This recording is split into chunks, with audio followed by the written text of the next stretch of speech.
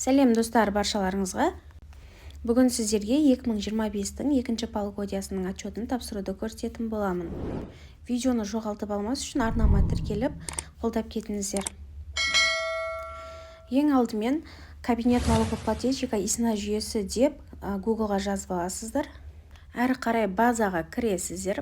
Кірген кезде сіздерге осылай басты бет шығады. Осы жердегі подать документы деген батырманы басасыздар.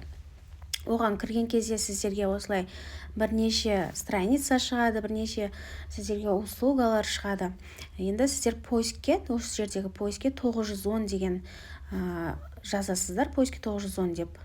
Және найти деген батырманы басасыздар. Кіресіздер. Бұл жерде полугодия бізде екінші полугодия және жылымыз 2025 жыл таңдайсыздар. Әрі қарай подать деген таңдайсыздар. Бұл разделде, бірінші разделде сіздер вид декларации деген таңдайсыздар. Бұл отчетыңыз ең бірінші тапсырылып жатқан отчет болса, первоначальная, егерде екі немесе одан да көп отчет болса, очередная деген таңдайсыздар. Егерде отчеттарыңыз қате кеткен болса, дополнительный отчетты деп таңдайсыздар. Әрі қарай бізде признак резидентства деген жерге резидент дегенді таңдап аласыздар. Сосын отделение категории деген жерге Б пунктын таңдайсыздар. Не введить бухгалтерский учет дегенді. Енді келесі екінші бетке барасыздар. Екінші страницада бұл жерде сіздерде июль айы мен декабрь айында, яғни жарты жылдықта қанша доход болды сіздерде ИП-ларыңызда. Соны осы жердегі доход деген жерге жазасыздар. Бізде мысалға 85 мың теңге болды осы 6 айда. Осыны 85 мың теңге деп доход дегенге жаздық. Ары қарай төменге қарай түсесіздер. Бұл жерде сіздерде ИПН налогтарыңыз және соцналог екеуі қанша теңге төлеу керек. Егер доходтарыңызға қарай сіздерге осы жерге налогтарыңызды шығарып береді 1,5%-тен. Келесі страницада, үшінші страницада бұл жерде сіздер сол 6 айда сіздер қай айға төлем салдыңыздар. Пенсионка, социальное отчисление, ОПВР, медстраховка қай айға салдыңыздар. Осы жерге көрсетесіздер. Бірінші, екінші, үшінші, төртінші, бесінші, алтыншы ай деп тұрған бұл июль мен декабрь айы. Бізде мысалға сентябрь айында социальное отчисление төледі. Үшінші айда.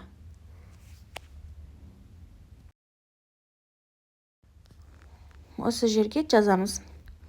85 мың теңге дейміз. Сол кезде бізде минималка салған, бұл ИП-ға минималка жазамыз. Минималка социальное отчисление 4250 теңге. Және пенсионка 8500 теңге салған. 85 мың теңге деп жазамыз. Ары қарай бізде ОПВР 2125 теңге. Және медстраховка 3 айға 5950 теңге салған. Және бұл қалған айларға ешқандай медстраховка төлемеген, сондықтан осы жердегі медстраховканы ручной өшіріп тастайсыздар. Егерде бұны өшірмесеңіздер, аржаға қарыз болып кетеді.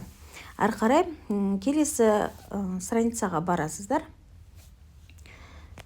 Бұл жерде ешқандай нәрселер толтырмайсыздар.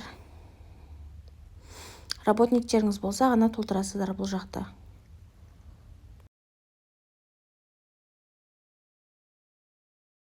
Бұл разделде сіздерде ИПН налогтарыңыз қалай түседі. Егерде сіздерде ИП-ларыңыздың адресі ауданда немесе ауылда болса, осы жерге сіздер белгілейсіздер. Егерде қалада болса, сіздерде ИП-ларыңыз, онда белгілемей қойсаңыздар болады. Ары қарай далее деп келесі бөлімге өтесіздер. Бұл разделде сіздер УГД номер жазасыздар. ИП-ның адресі УГД-сын және по жительство бойынша. Оны сіздер профильден көріп аласыздар. Профильге кіресіздер, төменге қарай түсесіздер. Сол жерде по месту нахождения ИП, по месту жительства деп тұрады. Және соның жанында УГД номері тұрады. Сол УГД номерді осы жерге жазасыздар. Ең біріншісінде ИП-ның УГД номерін жазасыздар. Келесісінде по жительство бойынша УГД номеріңізді жазып, я несу деген жерге галочка қойып, сформировать етесіздер.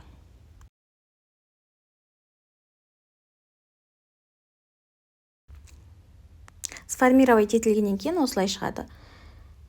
келесі подписаться и отправить деген бөлімді басасыздар. Жанында тұрған сіздердің отчеттарыңызды бір тексеріп алсаңыздар болады. Осылай барлығын. Және мына жерде подписаться и отправить бөлімін басып, ецепларыңызбен қол қойып жібере берсеңіздер болады. Осылай отчеттарыңызды. Жіберілген отчеттарыңызды қайдан көресіздер? Бұл жерде жіберіп болған соң документы деген жерге, мои документы деген бөлімге кіресіздер. Сол жерде налоговый отчетности деп тұрады. Осы жерде сіздердің жіберген отчеттарыңыз шығып тұрады.